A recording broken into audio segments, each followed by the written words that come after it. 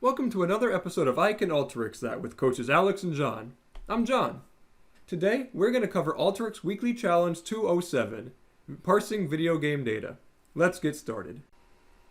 Alteryx Weekly Challenge 207, Parsing Video Game Data. Instructions say, parse the data provided below into columns. It's got to be the shortest set of instructions I've ever seen on a weekly challenge. So, opening up the input data, we've got 100 records where the first record looks like column headers separated by a bunch of pipes. Then everything below that is actual data, and it's supposed to look like this with a game ID, a name, the platform, year, genre, publisher, and then 1, 2, 3, 4, 5 sales figures. Going back to the input data, looking at the headers, that'll be easy. We'll just use a text to column, delimiter pipe, no problem there. Down below, though, is obviously where the challenge is.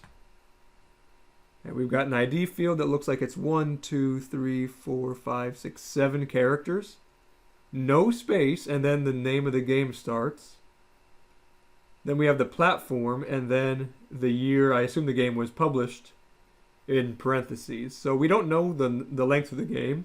In Wii Sports, it's 2 words, but then we got Pokemon Red / Pokemon Blue is 4.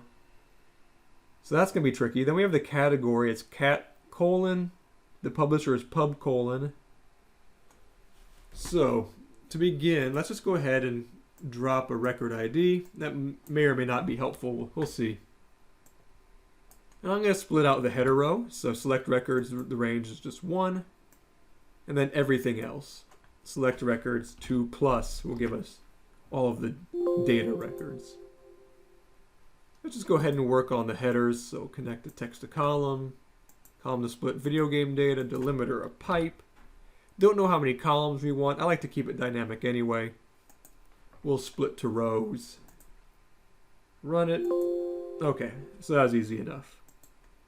Now for here, in practicing this one, and when I came up with a solution the first time, I had a lot of difficulty coming up with a regular expression to separate all of these at once. I'm certain that somebody better at regex than me could figure it out. I didn't want to put the time into it, so I actually did everything up until through the pub category, or the pub field as one, and then all of the sales as another regular expression. So with that in mind, we'll connect a regex tool, set the output method to parse, and I found it easier to work from right to left. So looking at the pub category, or the pub field, I mean, we got pub : then in our capturing group, we'll do a lazy match, and then it always ends with a space $. And recall that $sign is actually a meta character. In regular expressions, it means the end of the line, but we want to match to a literal $sign. So we need to escape it with the / character. If we go ahead and run this, you'll see that's going to find pub : and it's going to find the space $sign, and it's going to give us everything in between those two things. So you can see right there, Nintendo, Microsoft Game Studios. So this looks good. So now let's go ahead and do basically the exact same thing for the category, except we don't need the $sign because there's not a $sign at the end. It just ends with a space. So we'll copy all of this and paste that in front and change the pub to a cat. And if we run this, we should now see things like, yep. Oh, did I miss? I missed the colon there. Go ahead and run it again.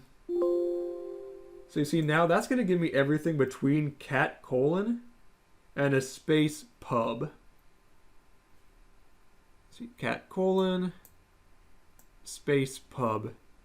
And the things in the capturing group are what we actually return, which is whatever's in there. So now we need to go ahead and repeat that process for the year within parentheses here. So we know that parentheses are both meta characters in regular expressions.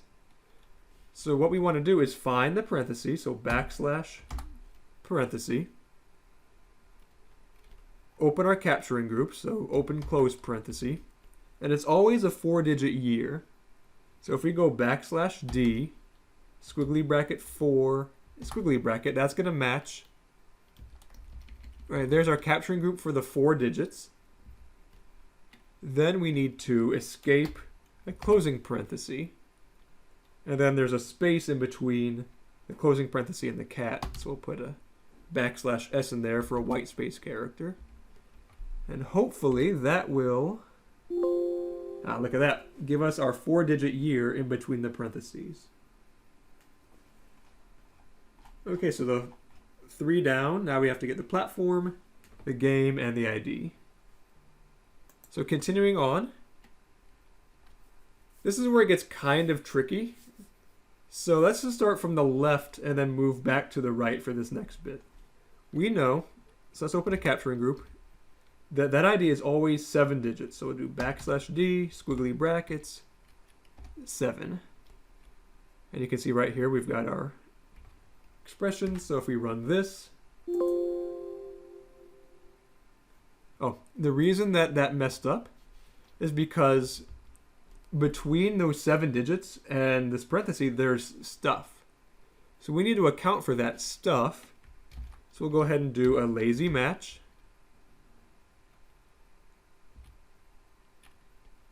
We'll do a space, and then we will do a word character of 1 or more, and then another space. So that should... There we go. Look at that. Looks good. Wii, NES, GB, DS. These all look like game systems. These all look like video game titles. So we've got our ID field. We've got match until a white space. We've got a word until a white space. And then everything else. So it looks like we're good on our regular expression. So now the thing we need to do, I'm going to go ahead. Oh, I'm getting way ahead of myself. We still have in here all of the dollar fields. So in the second regular expression, we'll still go off of video game data. This time, however, we're actually going to tokenize. And we know that there's 5, so I should split it to rows, but I know it's 5. I don't want to complicate this more than necessary. So what we're looking for here is a space, or white space technically, a $sign, and then inside of our capture group, we want the set of all alphanumeric characters, which is \W, and then a period, which is, if you look in here, period is 0, any single character. Close our set, and then a +sign is 1 or more.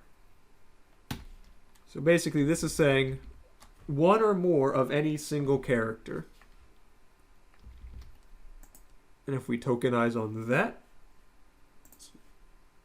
let's run this, and we'll see that we now have all of these things here with the millions in there. But we can use a data cleansing to just get rid of that. I think that'll be the easiest route to take here. So uncheck all of this. We have our five video game data columns, which is what we just made. And we'll remove all letters. If we do that, we'll see that we now have our numbers as we should. So you see here we have 13 fields, but over in our headers we only have 11 records for 11 fields. So what we need to do real quick is just deselect record ID and video game data. So I guess we didn't actually need record ID here. Oh well. I don't feel like getting rid of it. So now we have our 11 fields that match the 11 fields from above. So what I'm going to do is on the developer tool palette, we'll grab a dynamic rename.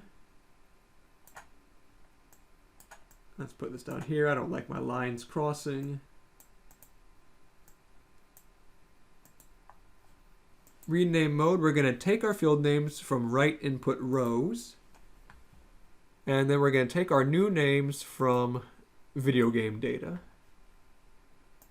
So when I do that and run it, this might be our answer here.